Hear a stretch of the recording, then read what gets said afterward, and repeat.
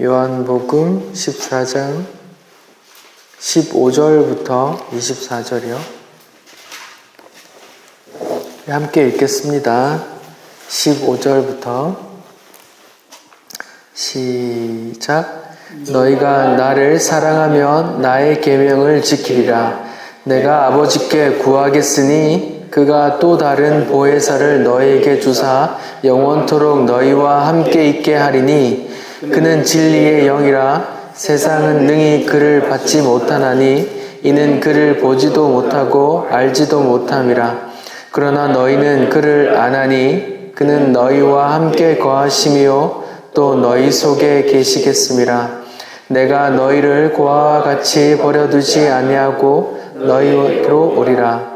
조금 있으면 세상은 나를 보지 못할 것이오되 너희는 나를 보리니 이는 내가 살아있고 너희도 살아있겠음이라. 그날에는 내가 아버지 안에 너희가 내 안에 내가 너희 안에 있는 것을 너희가 알리라. 나의 계명을 지키는 자라야 나를 사랑하는 자니 나를 사랑하는 자는 내 아버지께서 사랑을 받을 것이요 나도 그를 사랑하여 그에게 나를 나타내리라. 가롯인 유다 아닌 유다가 이르되 주여 어찌하여 자기를 우리에게는 나타내시고 세상에는 아니하려 하시나이까. 예수께서 대답하여 이르시되 사람이 나를 사랑하면 내 말을 지키리니 내 아버지께서 그를 사랑하실 것이요 우리가 그에게 가서 거처를 그와 함께 하리라. 나를 사랑하지 아니하는 자는 내 말을 지키지 아니하나니 너희가 듣는 말은 내 말이 아니요 나를 보내신 아버지의 말씀이니라. 아멘. 네, 저희는 지난주에 내 이름으로 무엇이든지 구하면 내가 행할 것이다 라는 말씀에 대해서 나눴어요. 기억이 좀 나세요? 탐심이 있는 죄인에게 이런 말씀은 오해될 수밖에 없다고 말씀했습니다. 어떻게 해요? 내게 좋은 방향으로 그렇게 오해할 수밖에 없어요. 그러나 성경은 탐심이 죄라고 지적하시죠? 탐심이 죄인가요? 이 땅에서 뭔가를 할 수 있는 그런 동기부여가 되는 게 탐심이잖아요. 뭔가 갖고 싶다 그러면 그 갖고 싶은 걸 위해서 열심히 뭔가를 해서 할 수 있고, 뭔가 없는 걸 뭐 이루고 싶다 뭐 이런 게 다 탐심일 수 있는데 성경은 그걸 탐심을 죄라고 하거든요. 로마서 7장 7절 한번 볼까요? 로마서 7장 7절에 보면 같이 읽어봅시다. 시작. 그런즉 우리가 무엇하리요? 율법이 죄냐? 그럴 수 없느니라. 율법으로 말미암지 않고는 내가 죄를 알지 못하였으니 곧 율법이 탐내지 말라 하지 아니하였더라면 내가 탐심을 알지 못하였으리라. 그러니까 율법을 통해서 죄를 안다는 그런 내용인데 율법이 탐심이 죄야 라고 말하지 않았더라면 나는 탐심이 죄인 줄 몰랐어 이렇게 바울이 말하는 거거든요. 근데 이 말은 세상에는 이렇게 적용할 수 없는 것 같아요. 형법상의 탐심하는 자는 2년 이하의 징역 이런 거 없잖아요. 네. 근데 세상에는 그 탐심이 이렇게 대단한 삶의 동기부여가 되거든요. 근데 성경은 탐심을 죄라고 하거든요. 예수님께서 탐심은 죄라고 성경에 따로 어딘가에서는 탐심이 죄다라고 말하고 어딘가에서는 네가 원하는 거 뭐든지 구하면 내가 다 들어줄게 라고 말했어요. 그러면 어딘가는 탐심은 죄다고 그러고 예수님은 원하는 거 다 들어줄게 라고 말하면 이게 모순되잖아요. 이게 틀렸든지 이게 틀렸든지 한단 말이에요. 성경은 그 하나인 하나님의 뜻이 나오기 때문에 여기선 이렇게 말하고 여기선 모순되는 이런 말이 아니란 말이에요. 그럼 둘을 합쳐야 되는데 탐심이 죄라는 말은 너무 분명하기 때문에 무엇이든지 구하면 내가 다 들어줄게라는 그 무엇이든지를 성경의 전체적인 문맥에 맞게 해석한단 말이죠. 무엇이든지 구하면 다 들어줄게라는 문맥 속에 늘 어떤 문맥이 있고 그 조건들이 있다 했어요. 뭐 어떤 조건이요? 내 이름으로 뭔가를 구하면, 또 내가 너희가 내 안에 있고 내 말이 너희 안에 거하면, 뭐 그런 식의 어떤 조건들이 다 붙어 있어요. 그러면 무엇이든지라는 그 조건은 앞에 조건에 내 이름으로 혹은 내 말이 너희 안에 거하면, 이런 조건에 이게 제한되거든요. 근데 탐심을 가진 죄인이 보기에는 무엇이든지 구하면 다 이루어 줄게라는 말이 이렇게 좋은 말씀이 있어 하고 탐심이라는 안경으로 보게 된단 말이죠. 그러면 이제 교회 와서 내가 이제 이런 말씀을 근거로 내 갖고 싶은 모든 것들을 이제 기도하게 된다는 거죠. 이게 오해되고 있다고 말씀드렸어요. 성경 말씀이. 그리스도인과 탐심에 대해서 바울이 이런 표현을 했어요. 갈라디아서 5장 24절에 이렇게 했어요. 찾아볼까요? 갈라디아서 신약 저 뒤편에 갈라디아서 5장 24절에 제가 읽어볼게요. 갈라디아서 5장 24절. 그리스도 예수의 사람은 어떻게 해요? 육체와 함께 그 정욕과 탐심을 십자가에 못 박았느니라. 그리스도 예수의 사람, 그러니까 성도들, 크리스천들은 정욕과 탐심을 십자가에 못 박았대요. 그러면 이 세상은 다 어떤 동기부여, 탐심이란 동기부여로 살아가는데, 그럼 크리스천들은, 성도는 삶의 동기가 뭔가? 25절부터 나오는데, 그러면 뭘로 살아야 돼요? 성령으로 살아야 해요. 성령으로. 헛된 거 구하지 말고, 노엽게 하지 말고, 서로 투기하지 말고 이렇게 살아래요. 네, 성경이 말하는 그리스도의 예수의 사람들은 정욕과 탐심으로 이거 갖고 싶다, 이것이 갖고 싶다, 이거 갖고 싶다 이러면서 삶의 동기를 부여하는 게 아니라 성령으로 삶의 동기를 부여한다고 성경은 말해요. 성령으로 사는 게 어떤 건데요? 헛된 것 구하지 않고, 투기하지 않고, 위의 것을 생각하고, 하나님 사랑, 형제 사랑하는 그 하나님 나라, 그 완전한 하나님 나라를 꿈꾸며 살게 된대요. 그런 걸 사람으로는 할 수 없으나 하나님께서 하나님의 영을 통해 이루어 가신다는 말이에요. 자, 지난주에 내 이름으로 무엇이든지 구하면 다 들어줄게 라는 말씀을 그렇게 봤어요. 자, 오늘은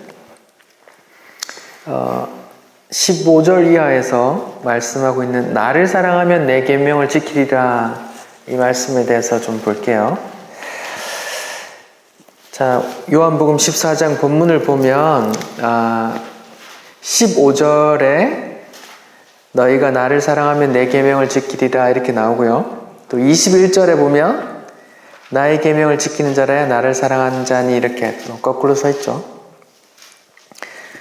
15절과 21절에서 이렇게 나를 사랑하면 내 계명을 지킨다, 내 계명을 지키면 나를 사랑하는 자다 이렇게 딱 못 박아 놓고 그 안에 든 안에 속을 채우는 구조라고 했어요. 이게 무슨 구조라 했죠? 예, 샌드위치와 비슷하다고 해서 샌드위치 구조 혹은 인클로지오 구조라고 하는 그런 히브리 문학 기법이라고 그랬어요.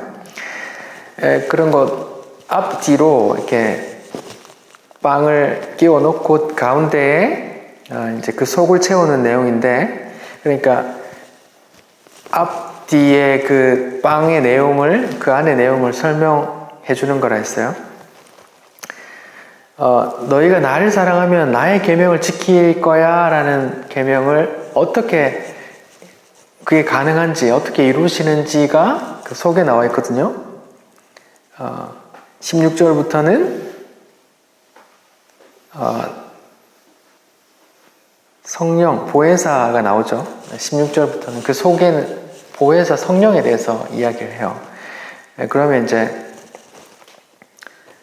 결론적으로 말씀드리면 너희가 나를 사랑하면 나의 계명을 지킬 것이다. 너희가 나를 사랑하게 되는 것도, 너희가 나의 계명을 지키게 되는 것도 어떻게 가능하다고요? 어떻게 가능하다고요? 네, 그 속 16절부터 20절에 나오는 그 속 보혜사 성령을 통해서 가능하다는 말을 하는 거예요. 자, 그럼 한 절씩 봅시다. 15절 너희가 나를 사랑하면 나의 계명을 지키리라 이렇게 됐어요. 그럼 너희가 나를 사랑하면 이때 나는 예수님인데 너희가 나를 사랑하면 나의 계명을 지킬 거야 이렇게 나와요. 자, 그럼 여기 너희는 제자들이고 우리가 성경을 읽는 우리예요. 그러면 우리가 지금 예수님을 사랑하는지 생각을 해야 돼요. 예수님을 사랑하십니까? 예수님을 사랑하세요? 네, 그 염소 두 분이 대답했어요. 네.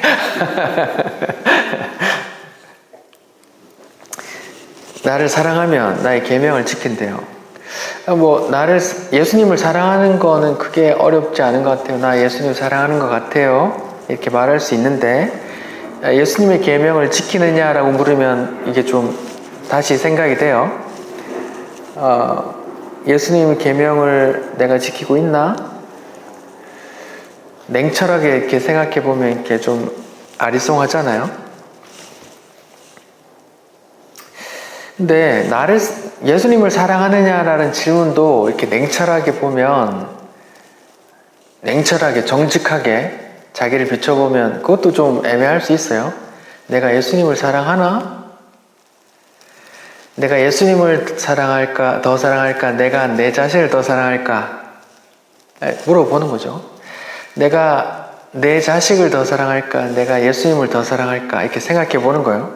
그러면 이 정직하게 아무도 없는 곳에서 혼자 질문을 던지면 그 사랑도 좀 어려울 수 있겠는데 이렇게 제대로 대답할 수 없을 수 있어요. 그러면 주님을 사랑하는지도 잘 모르겠고 주님의 계명을 다 지키고 있는지도 잘 모르겠는 우리는 그런 믿음이 없고 구원받지도 못하는 거예요. 어때요?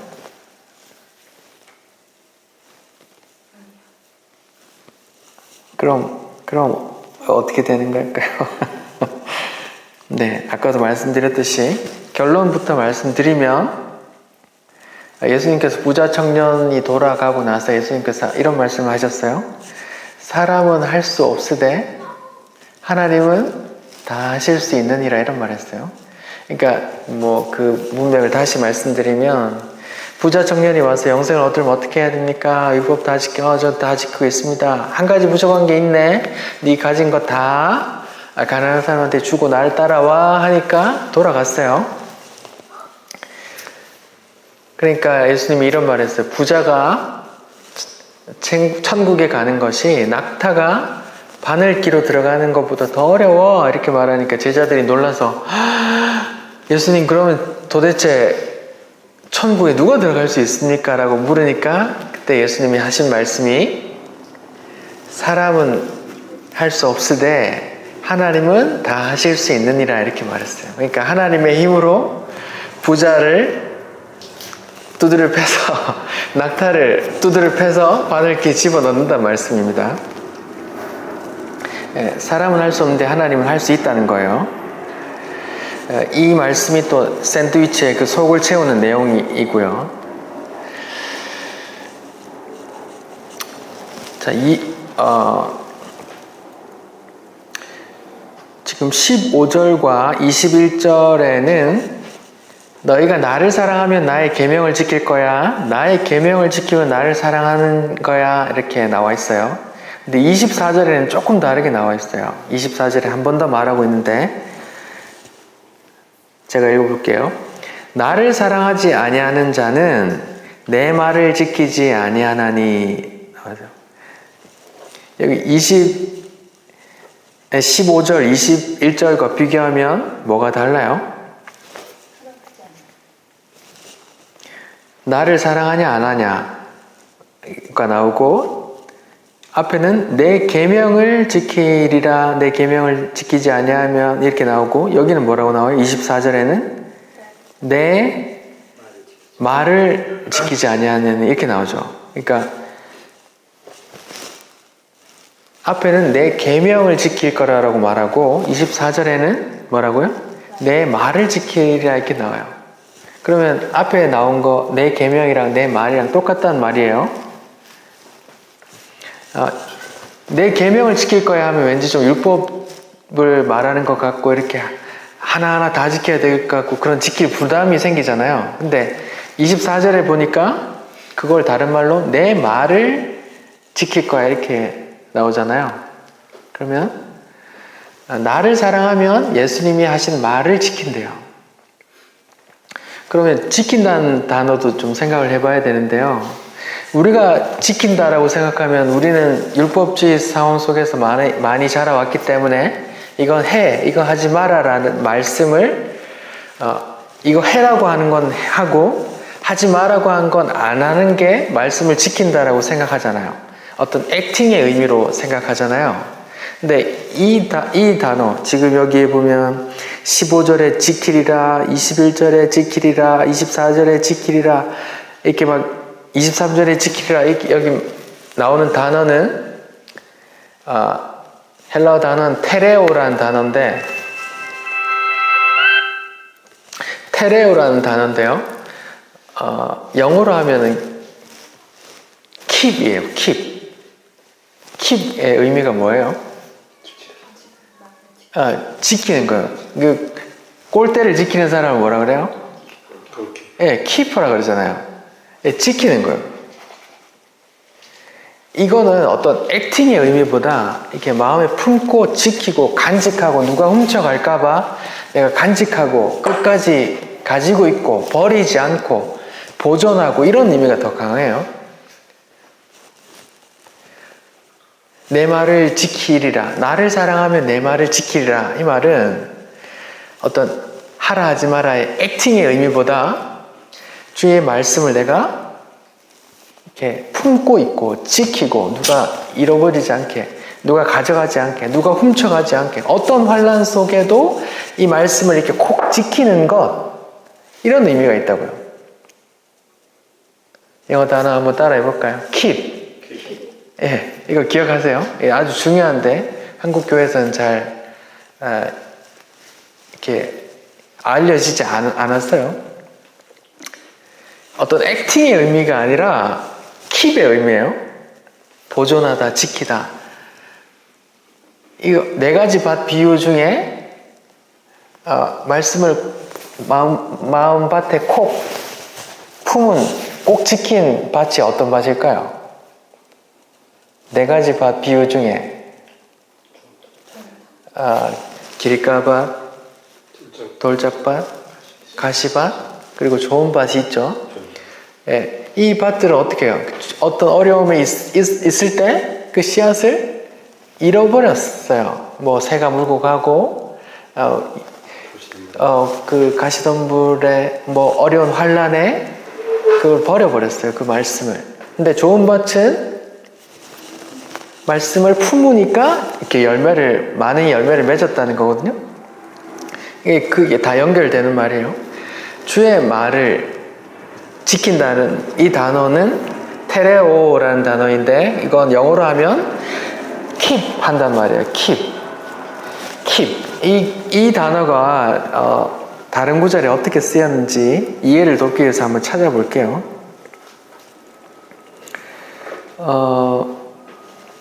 요한복음 2장 10절을 볼게요.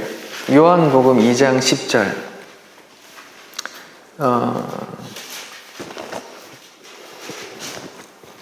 제가 한번 읽어볼게요. 지금 물을 포도주로 바꾸는 그 첫 번째 표적의 이야기예요. 이제 말하되 사람마다 먼저 좋은 포도주를 내고 취하고 나면 그 등급이 떨어지는 것을 내거늘 그대는 지금까지 좋은 포도주를 두었도다 할 때 이 단어가 테레오예요. 그러니까 지금까지 좋은 걸 이렇게 감추고 있었네? 보관하고 있었네? 이 단어 테레오, 여기선 지키다라고 했고 여기선 두었다 이렇게 번역했어요. 사도행전 25장 21절에는 이런 구절이 있어요. 사도행전 25장 21절, 이제 바울이 이제 총독에게 이제 잡혀가서 로마로 이제 이송되기를 바라는 그런 마음이에요. 사도행전 25장 21절에 바울은 황제의 판결을 받도록 자기를 지켜주시기를 호소하므로 내가 그를 가이사에게 보내기까지 지켜두라 명하였노라. 이렇게 여기 지켜두다도 테레오예요. 그러니까 바울을 황제 앞에서 재판받도록 내가 지켜줬어요 하는 거예요. 킵하고 지켜주고 보존하고 이런 의미잖아요. 이렇게 쓰이는 단어란 말이에요. 그러면 말씀을 지키리라라고 여기 번역되어 있는데 이 단어도 어떤 액팅의 단순한 하고 안 하고 이렇게 액팅의 의미가 아니라 그 말씀을 내 마음에 품는 것, 그 어떤 상황 속에서도 그 말씀을 품는 것, 이렇게 보존하는 것, 누가 훔쳐가지 않도록, 어떤 상황에서도 에이 하면서 버려지지 않도록 이걸 꼭 품는 것, 붙드는 것, 이렇게 해석돼야 된단 말이에요. 그러니까 어떤 액팅의 의미보다 훨씬 더 포괄적인 마음에 품는 거예요. 사랑하는 사람을 마음에 품으면 그에 대해서 잘하고 싶고 막 이렇게 행동하고 싶고 저절로 나오잖아요. 그렇게 품는 거 말해요. 그 말씀, 주의 말씀을 품는 거, 이렇게 그런 의미예요. 아주 중요해요. 21절에 보면, 요한복음 14장 21절에 보면 나의 계명을 지키는 자라야 나를 사랑하는 자니에서는 한 단어가 더 나와요. 에코테레오라고 해서 에코라는 단어가 더 나왔어요. 지키는 이라고 번역된 그 부분에 여기서 사용된 에코 단어는 가지다, 소유하다, 품다, 악의를 잉태하다 이런 의미가 있어요. 그러니까 내 계명을, 내 말을 지키는 자는 그냥 아기를 품듯이 이렇게 품는 거. 이렇게 엄마가, 임산부가 아기를 품으면 어떻게 해요? 아기 품고 막 축구하러 다니고 그런 거 아니잖아요. 아기를 어떻게 품어요? 귀히 품잖아요. 귀히. 성도, 나를 사랑하는 자는 내 말을 지키라라는 말이 그렇게 임산부가 그 생명을 품고 조심조심 하듯이, 귀하게 여기듯이, 또 어떤 환경 속에서도 내 아이 지키려고 이렇게 하는 것처럼 이렇게 꼭 품고 있는 걸 말한다니까요. 단순히 어떤 액팅의 의미가 아니라 그보다 훨씬 더 크고 깊은 의미예요. 지킨다는 거. 영어 단어를 기억하셔야 돼요. keep, keeper, 지킨다. 이걸 기억하셔야 돼요. 임산부가 내 아이를 지키듯 그런 의미란 말이에요.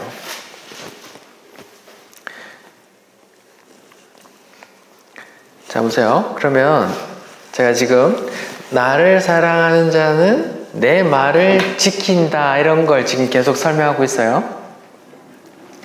나를 사랑하는 자는 내 말을 지킨다 라는 말을 설명하고 있어요. 그러면 보세요.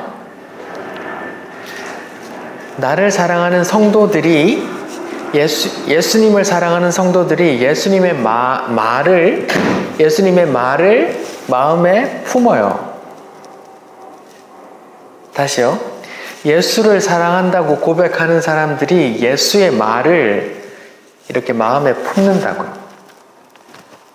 그 누가 어떤 짓을 해도 이건 안 돼 하고 이렇게 지킨단 말이에요.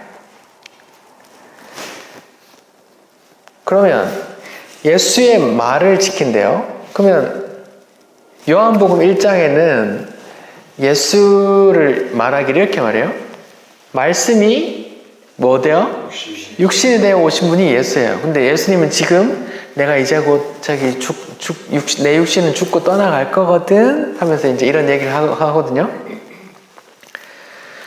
예수의 말을 품는데요. 나를 사랑하는 자는 예수의 말을 품는데요. 근데 예수님이 요한복음 1장에 보니까 말씀이 육을 입고 오신 분이 예수래요. 그러면 육은 없어지고 그 말씀만 남는 거네요. 그쵸? 근데 예수를 사랑하는 자들은 육이 없어져도 그 말을 가슴에 품는 거네요. 그쵸? 이런 상태가 뭘까요? 예수의 말을 마음에 품은 상태. 그럼 말씀이 육신이 되어 오신 분이 예수인데, 육신은 십자가에 죽고 없고, 그 말이 우리 안에 거한대. 그러면 예수님이 우리 안에 거하는 게 맞아요? 말씀이 육신이 되어 오신 분이라며. 맞아요. 그럼 육신은 없어지고 말만 우리 안에 간직돼요. 그러면 말씀이라는 예수가 우리 안에 거하는 거네요. 그렇죠? 이런 상태가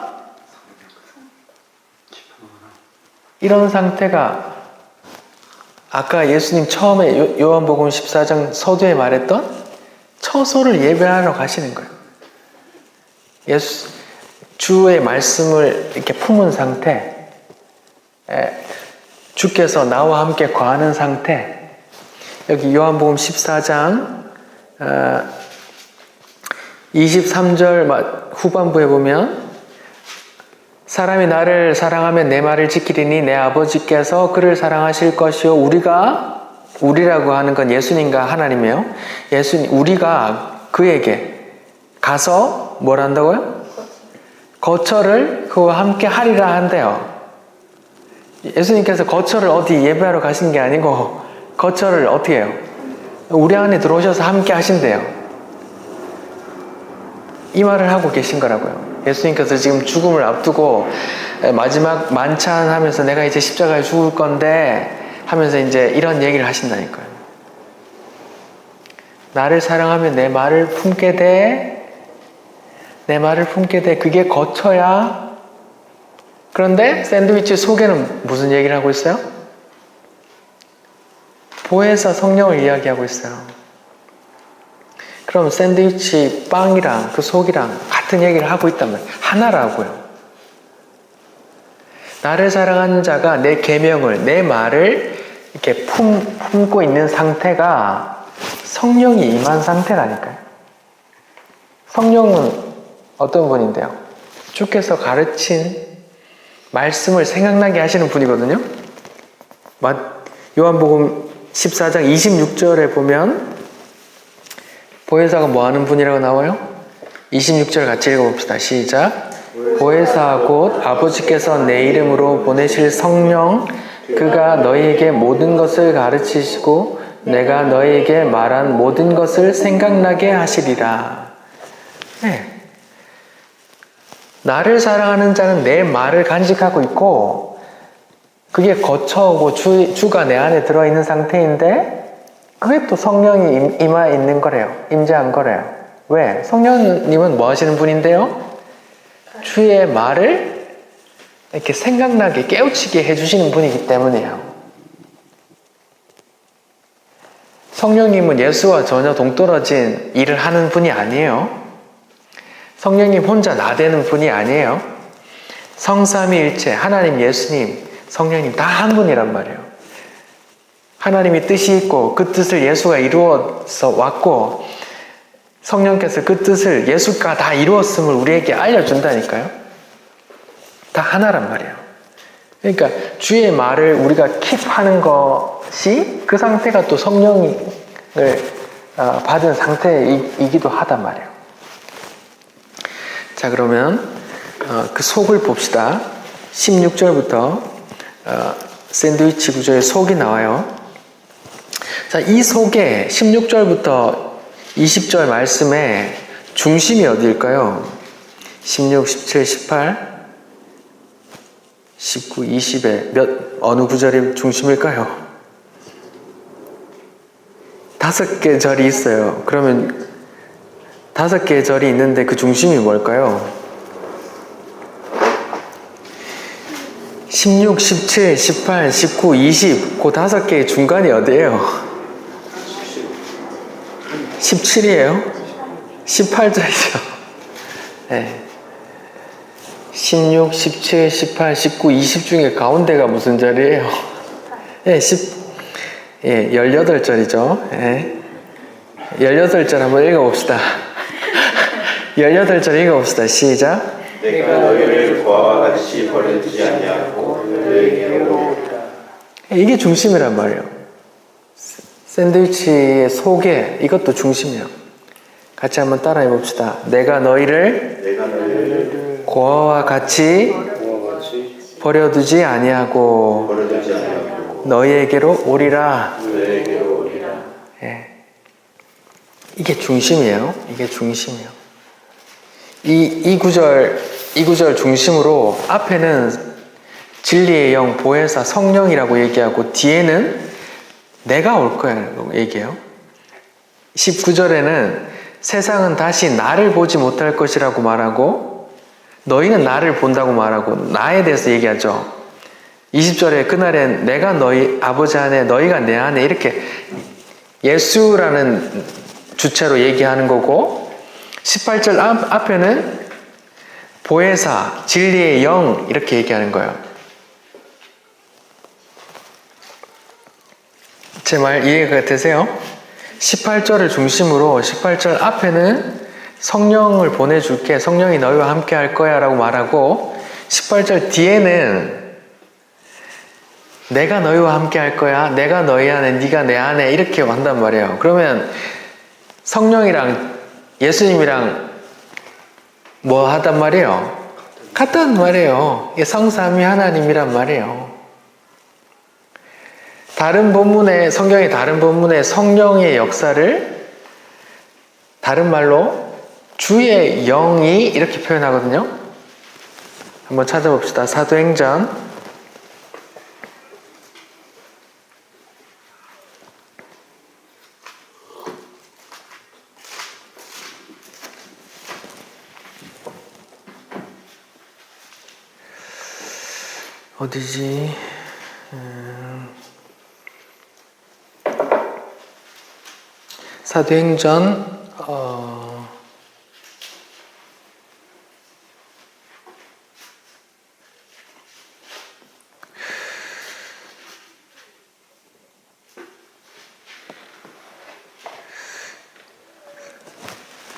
생략돼 버렸네. 제가 다시 찾아야 될 것 같아요.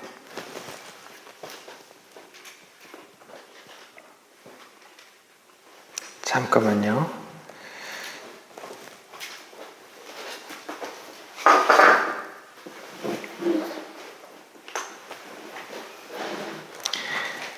사도행전 8장 39절이요. 사도행전 8장 39절.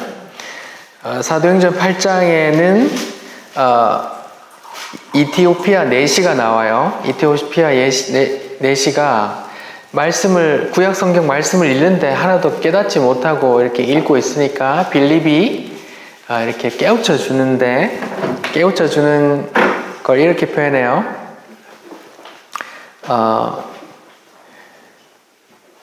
사도행전 8장 39절 둘이 이티오피아 내시와 빌립이에요. 둘이 물에서 올라올 때 누가? 주의 영이 빌립을 이끌어 간지라. 내시는 기쁘게 길을 가므로 그를 다시 보지 못하니라. 이렇게 나오죠. 성경에는 성령을 다르게 표현하기도 해요. 어떻게 해요? 주의 영, 혹은 또 다른 구절에서는 하나님의 영 이렇게 표현하기도 하고요. 그러니까 성령, 주의 영, 하나님의 영 다 같은 말이란 말이에요. 그분을 가리키는 거예요. 자, 제가 지금 샌드위치 구조의 속 부분을 이야기하고 있어요. 근데 그 속 부분의 중심 구절은 뭐라 그랬죠? 내가 너희를 고아와 같이 버려두지 않고 내가 너에게로 올 거야 이렇게 말해요. 네, 구절 요 구절 앞에는 보혜사를 보낼 거야, 진리의 영 그분이 너희와 함께 할 거야 라고 나오고, 그 구절 뒤에는 그 보혜사가 마치 자신인 것처럼 이야기한다니까요. 뭐라 그래? 조금 있으면 다시 세상은 나를 보지 못할 것이로되 너희는 나를 볼 것이고, 20절에 그날엔 내가 아버지 안에 너희가 내 안에 내가 너희 안에, 성령을 보내서 성령이 우리 안에 거하는 줄 알았더니 또 20절에는 예수님이 또 우리 안에 거하신다고 하는 거예요. 이게 다 하나란 말이에요. 이해가 되세요? 네. 자, 그럼 성령에 대해서, 보혜사에 대해서 설명을 좀 해볼게요. 6절에는 보혜사가 나와요. 보혜사가 뭐예요? 근데 보혜사가? 그 뜻을 아세요? 보혜사. 무슨 보살도 아니고 무슨 보혜사래요. 이게 뭘까요?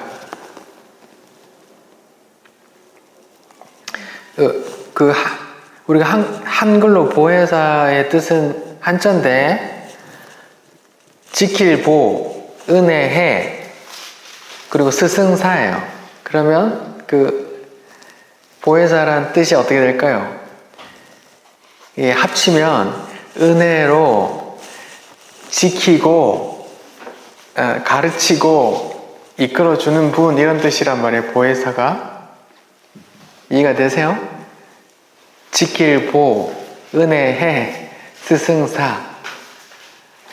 은혜로 지키고 보호하고 스승처럼 이끄는 분이 성령님이란 말이에요. 보혜사.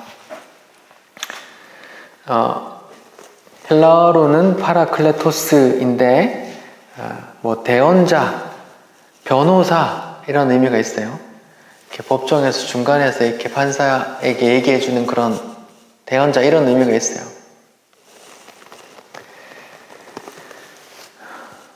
자, 그러면 이제 그분이 어떤 일을 하는지 볼게요.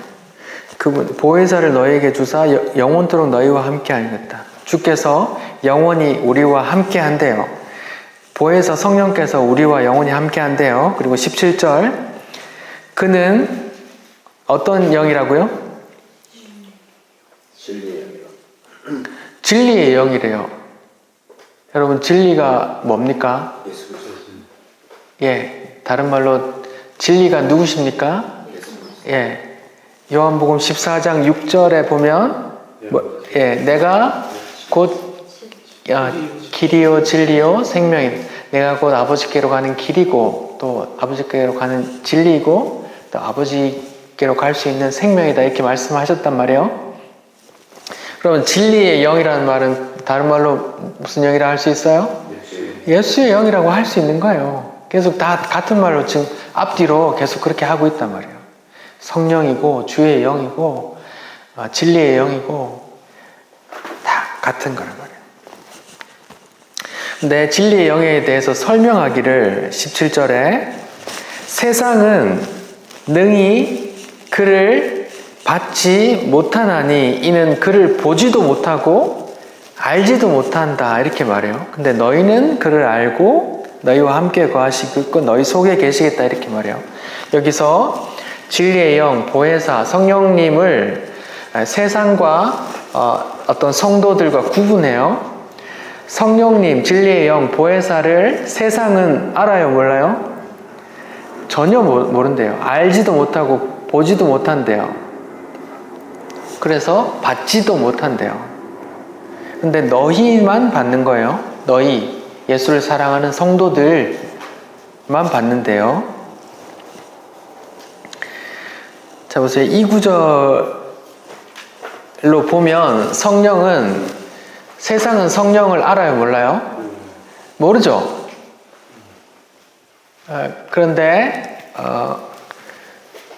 한국에 전국의 구석구석에 있는 기도원에서 어떤 생각이 있냐 하면, 여러분 인생에 문제가 많은데 이런저런 어려움이 많죠. 인생에 어려움이 많죠. 우리가 기도해서 성령을 받아서 우리의 인생의 문제들을 다 해결합시다 하면서 밤새 기도하고 있단 말이에요. 소나무 뿌리를 흔들고. 소나무 뿌리를 한 대 뽑아간단 말이에요. 이 말씀으로 따지면 세상은 성령을 알지 못하고 성령도 세상과 관계없는 분이신데 기도원에서 각 사람들이 갖고 온 세상 문제들은 어떤 문제일까요? 세상의 문제일까요? 영적인 문제일까요? 대부분 세상의 문제를 갖고 와요. 그리고 뭘 받아? 성령을 받아. 그걸 다 해결하자 라고 그렇게 생각하고 있단 말이에요. 근데 성경은 분명히 말해요. 세상은 성령을 알지 못해요. 성령도 세상에 보내지지도 않고요. 성령은 세상과 관계 없으세요. 그러니까 성령 받아서 우리가 부자 되고 성공하고 잘 먹고 잘 살고 자녀가 잘 되고 이게 아니란 말이에요. 이게 아닙니다. 세상은 성령을 알지도 못하고 받지도 못해요. 성령님은 세상에 가지도 않아요.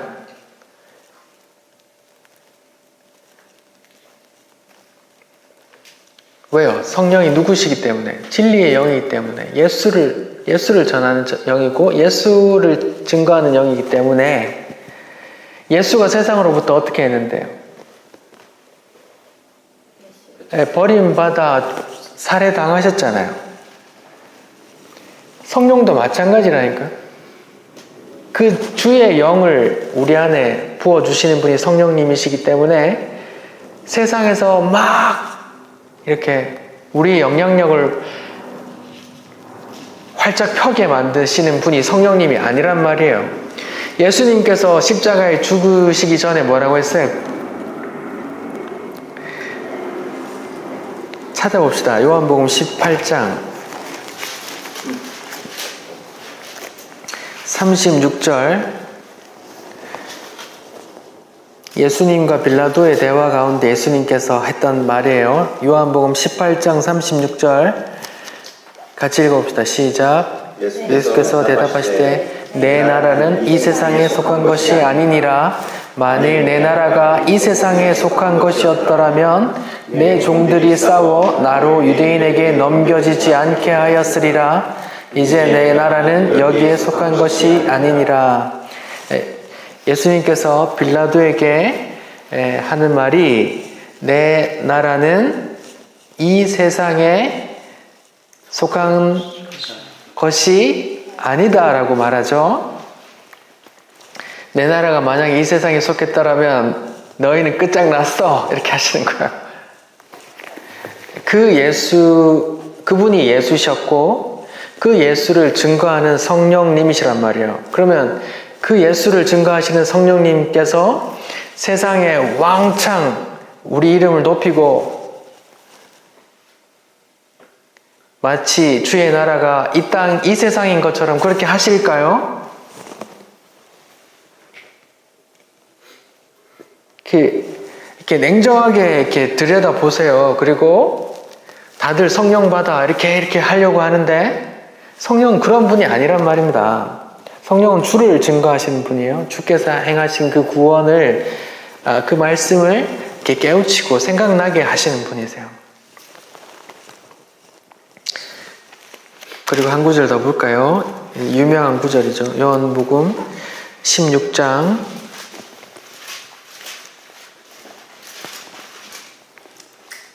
8절 같이 읽어봅시다. 16장 8절 시작. 그가 와서 죄에 대하여 의에 대하여 심판에 대하여 세상을 뭐래요? 책망한다는 말은 좋은 말이에요? 안 좋은 말이에요? 네. 그러면 세상이 그 성령을 좋아할 거예요? 안 좋아할까요? 성령은 보이지 않으시니까 그 성령님께 이끌려서 살고 말하고 하는 사람들을 세상이 좋아할까요? 안 좋아할까요? 안 좋아한다니까. 세상이 미움받는단 말이에요. 오늘날 교회에서 이제 그리스도의 푸른 계절이 오게 하자. 우리가 부자가 되고 성공해서 바른 모습을 보여줘서 그리스도께 하나님께 영광을 돌리자. 그리고 많은 사람들을 인도하자라는 생각이 있단 말이에요. 그 생각이 성경과 안 맞아요. 세상은 성도를 좋아할까요? 미워할까요?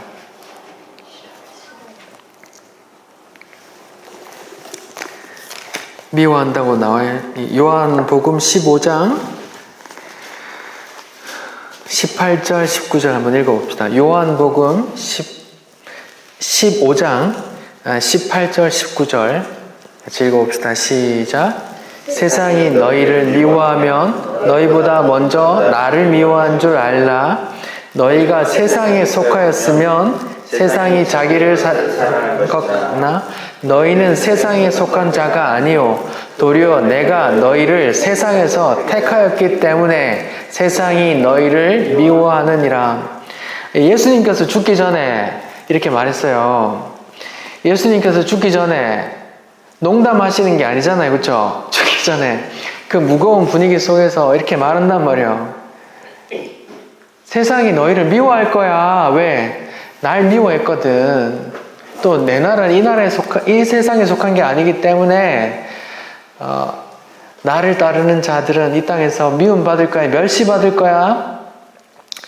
세상이 자기에게 속한 거였다면 이렇게 좋아할 텐데, 자기 편이 이거 우리 편이야 하고 좋아할 텐데, 내가 너희를 세상에서 택하였기 때문에, 건져냈기 때문에 세상은 안다는 거예요. 뭘 할까요? 얘는 우리랑 다르네? 얘는 우리 편 아닌 것 같은데? 하고 미워한단 말이에요. 그러니까 오늘날 교회에서 우리가 높아지고 우리가 잘 살고 우리가 부자 되어서 선한 영향력을 끼치고 많은 사람들에게 좋은 영향을 끼쳐서 전도하자라는 그 생각이 예수님의 말씀과 부딪힌다니까요. 예수님은 그렇게 말하지 않았어요.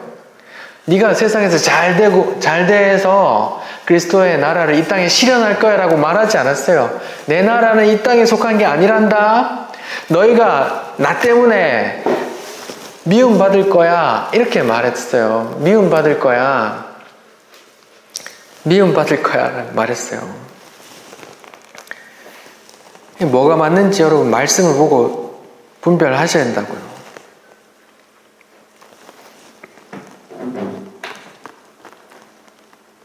세상은 성령을 알지 못합니다. 성령도 세상에서 막 이렇게 하시지 않아요. 세상을 막 주무르는 또 다른 신이 있는데 걔가 누구예요? 공중권세 잡은 자, 사단, 옛뱀, 마귀란 말이에요.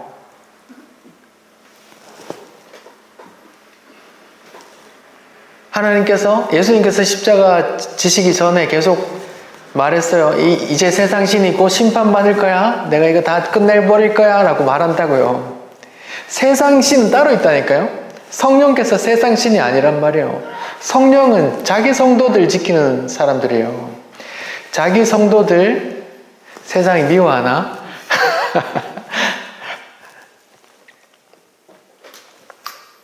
세상 신은 따로 있다고요. 세상을 들었다 놨다 주물락하는 그 세상 신은 따로 있고 성령님은 자기 성도들에게 지키는 자들이에요. 그 마음을. 다르다니까요.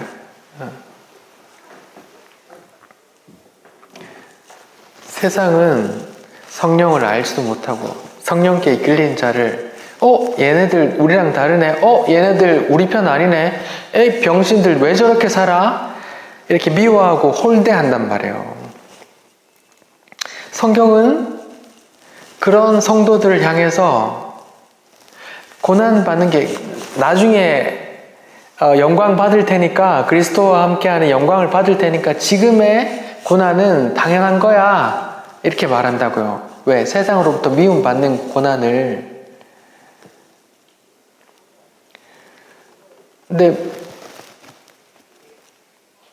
우리 자녀에게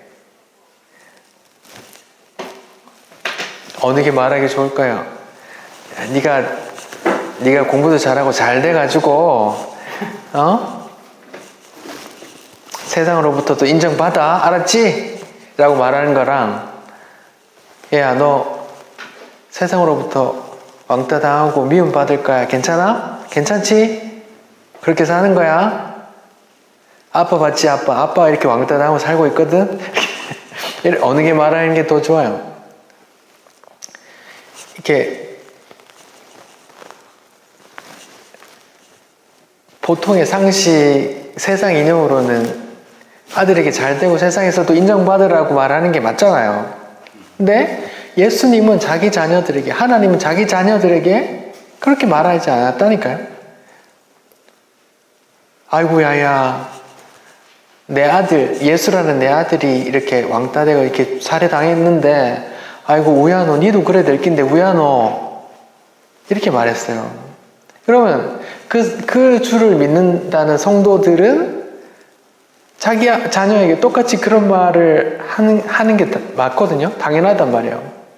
아이고, 야야, 세상에서 미움받을 거야. 어떻게 괜찮지? 잘 살아봐, 알았지? 이러면서 이렇게 하는 게 맞다고요. 이런 말을 들으면 예수 믿고 싶겠어요? 누가 믿고 싶겠어요?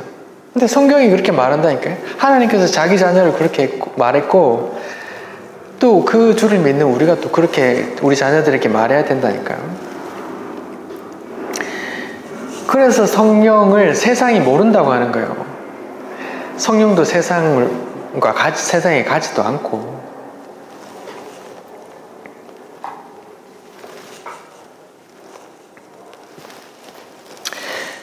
자, 보세요.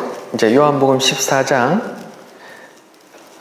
22절에 이제 또 제자가 물어요. 지금 요한복음 14장은 제자가 묻고 이렇게 예수님 대답하고 제자가 묻고 대답하고 이런 형식이라고 그랬죠? 기억 안 나요? 14장 5절에 도마가 이르되 주께서 어디로 가시는지 우리 모르겠는데요 하니까 내가 길이요 하고 얘기해주고, 빌립이 이르되 8절에 주여 아버지를 우리에게 보여주십시오 했더니 예수님이 날 본 사람이 아버지를 본 거야 라고 말하고, 또 22절에는 가롯 아닌 유다가, 가롯잇 아닌 유다가, 가롯 유다 아닌 다른 유다, 예수님의 12제자 중에 요한복음 6장 16절에 보면 가롯 유다 말고 야고보의 아들 또 유다가 있어요. 그 유다가 지금 얘기하는 거예요. 가롯잇 아닌 유다가 이르되 주여 어찌하여 당신을 우리에게는 나타내시고 세상에는 아니하십니까? 라고, 지금 세상은 자꾸 모른다 하니까 이제 가롯 아닌 유다, 그러니까 야고보의 아들 유다가 묻는 거예요. 자꾸 세상은 모른다 하니까 예수님 왜 세상에는 왜 드러내지 않으세요? 이렇게 물으니까 이렇게 대답하신다니까요. 23절 예수께서 대답하여 이르시되 사람이 나를 사랑하면 내 말을 지킬 텐데 나를 사랑하지 않는 자는 내 말을 지키지 않을 거야, 이렇게 말해요. 그게 무슨 말이에요? 세상은 내 말을 지키지 않기 때문에 내가 세상에 안 드러내지도 않고 뭐 말할 필요도 없다는 거예요. 그러니까 성령 받은 성도들은 세상에서 이렇게 막 하고 이게 성경하고 연결되지 않는다니까요. 왜요? 예수님께서 성령을 세상에 보내지 않는데요. 이 유다가 물었어요. 예수님 왜 우리한테만 그렇게 알려주시고 왜 세상으로는 좀 안 알려주십니까? 내 사랑하는 자만 내 말을 들을 거거든. 나를 사랑하지 않는 자 내 말을 듣지도 않을 거야. 그래서 내가 성령을 안 보내는 거야. 이렇게 말하는 거. 무섭죠? 예수님이 이렇게 말씀하세요. 뭐요? 세상은 심판받는 대상이란 말이에요. 성령으로 건짐받는 자들이 아니라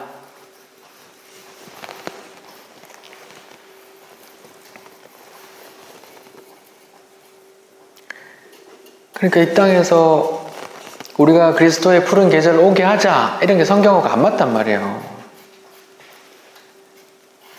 이 땅에서 그리스도의 계절이 오게 해서 우리가 선한 영향을 끼쳐서 이 땅에 그리스도의 나라가 임하면 주께서 심판하신다는 약속, 예언이 어떻게 돼요? 그 내가 하나님의 그 뜻을 완전 뒤집을 수 있어요? 세상을 심판하신, 예수님께서 이 땅에 다시 오셔서 세상을 심판하신다는 게 성경인데, 왜 예수님을 믿는 사람들이 이 땅을 아름답게 바꿔서 그리스도의 계절, 하나님의 나라를 이 땅에 실현하자라고 말하냐고요.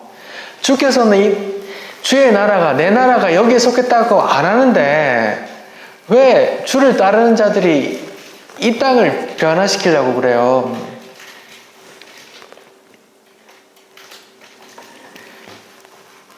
이 되게 섬세한 부분들이거든요. 굉장히 이렇게 정밀한 신학들이에요. 지금 이런 게 기존 교회 신학 속에, 설교 속에 이렇게 다 뭉뚱그려져 있단 말이에요. 예수 믿는 사람이 잘 돼야지 세상에서 잘 되고 전도 많이 하고 영향을 끼치십시다. 이런 것들이 이렇게 다 이 신학 속에, 교회 속에, 설교 속에 다 뭉뚱그려 이렇게 막 붙어 있단 말이에요. 근데 제가 지금 말씀으로 그런 걸 도려내고 있다고요.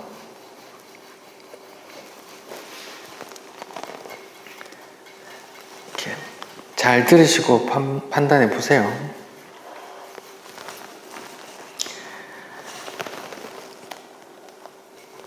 지금 제가 15절 너희가 나를 사랑하면 나의 계명을 지키리라 라는 말씀에 대해서 지금 말씀을 드렸어요. 예수를 사랑하는 사람이 예수의 말, 예수의 계명을 지킨다, 킵한다 그랬어요. 말씀이 우리 안에 거하는 상태가, 이 상태가 뭐예요? 교회란 말이에요. 교회. 말씀이 육신이 되어 우리 안에 오셨는데 육신은 떠나가시고 말씀이 우리 안에 거하시니 주의 영이 우리 안에 거하시는 거란 말이에요. 주의 영을 다른 말로 하면 진리의 영, 성령이란 말이에요. 성령이 우리 안에 거하는 상태, 주의 말씀이 우리 안에 거하는 상태, 그 상태가 예수께서 하나님과 예수님께서 우리 안에 거처 삼는 상태이고, 그게 성령이 거하는 성전, 교회가 된 상태란 말이에요.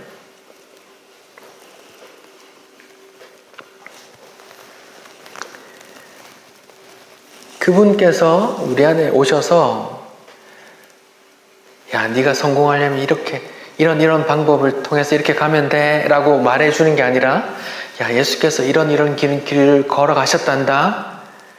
예수의 나라는 이 땅에 속한 게 아니란다. 이런 말씀을 해주신다고요. 이 땅에서 무엇을 먹을까, 어떻게 먹을까 이렇게 고민하게 만들지 않으시고 저 나라를 소망하게 하신다니까요. 그래서 바울 편지에 이렇게 쓰는 거예요. 위의 것을 생각하라. 너희는 먼저 이 세상을 아니죠. 그분의 나라와 그의 의를 구하라. 기도하고 생각하게 하신다니까요. 누가? 성령께서. 그 성령이 거하는 사람들을 교회라 하는 거예요. 오늘날 교회와 성도의 세상 속에 세상의 어떤 그런 생각들이 이렇게 막 뒤죽박죽 돼 있다고요. 뒤죽박죽 돼 있어요. 그걸 성령께서 이렇게 도려내신다니까요. 주의 말씀은 무엇 같아서? 날선 금보다도 예리하여 홍과 골수와 그걸 쪼갠다고. 히브리서 찾아봅시다. 히브리서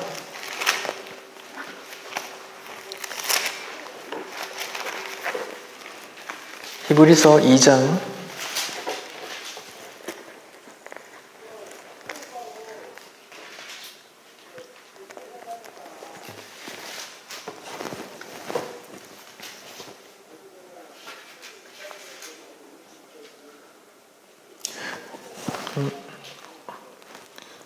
'히브리서 어디 있죠?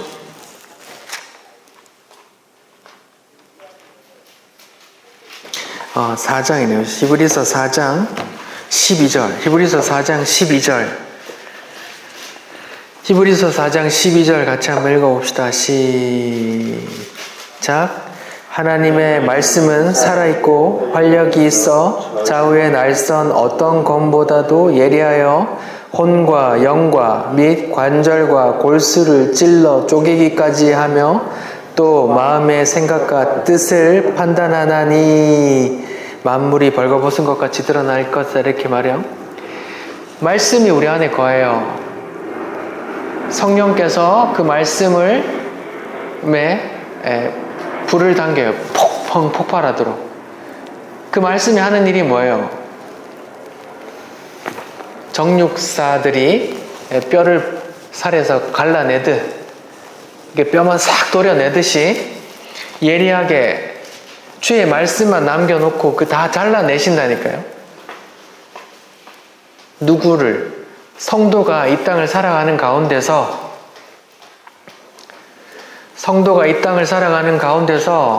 성령께서 말씀을 통해서 덕지 붙어있는 것들을 이렇게 싹싹 이렇게 다 잘라서 온전하게 만들어서 이렇게 그 나라로 데려가신다니까요. 말씀이 그렇게 무서운 겁니다.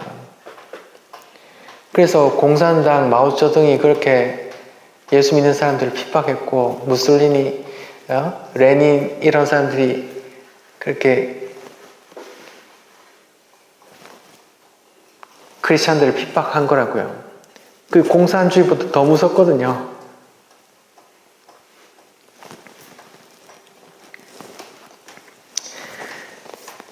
주님을 사랑하는 자는 주의 말씀을 마음에 품고 그 말씀이 일하심, 그 일을 지켜 경험하시기를 바랍니다. 기도하겠습니다. 주님 감사합니다. 주께서 우리를 위해 죽으시는 순간을 앞두면서까지 내가 너희를 고아처럼 버려두지 않겠다 말씀해 주시니 감사합니다. 주께서 말씀으로 우리 안에 거하시니 주여 말씀 우리 안에서 많은 열매를 맺길 원합니다. 비록 그 많은 열매 맺은 모습이 세상에서 보기에 무시당하는 모습일지라도 주님 우리를 정금보다 더 귀하게 만드셔서 그 나라로 그의 의로 이끌어 주시옵소서. 예수님 이름으로 기도드립니다. 아멘. 우리 찬송 539장 한번 갑시다.